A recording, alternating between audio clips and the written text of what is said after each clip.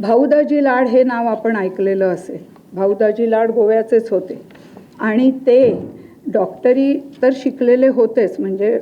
Medical profession, medical व्यवसाय हा तर त्यांचा होता, पण त्याच्याबरोबर त्यांना ह्या सगळ्या गोष्टींमध्ये म्हणजेच संशोधनामध्ये त्यातही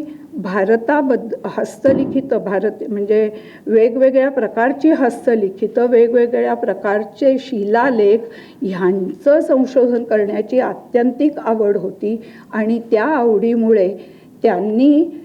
पहिल्यांदा स्त्री भ्रूण हत्येवर लिहिलेला निबंध 24व्या वर्षी ह्या सगळ्या लोकांच्या मध्ये अतिशय गाजला आणि भाऊदाजी लाडांना पुढे त्याचा फायदा मिळत गेला.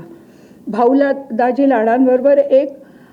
मदतनीस म्हणून जेव्हा ते शिलालेख शोधायला जायचे किंवा इतर वेगवेगळ्या प्रकारचं संशोधन करायला जायचे, त्यावेळेला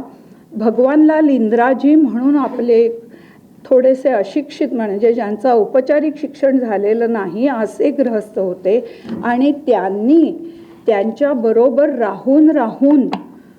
इतकं काही ज्ञान संपादन केलं की शेवटी भाऊदाजी त्यांचाही सल्ला घेत असत आणि त्यांचे शिष्य म्हणून भगवानलाल इंद्राजींनी अतिशय मोठं काम केलं. आपल्याकडे हस्तलिखितांचं जे एवढं मोठं भांडार आहे, ते एवढं मोठं भांडार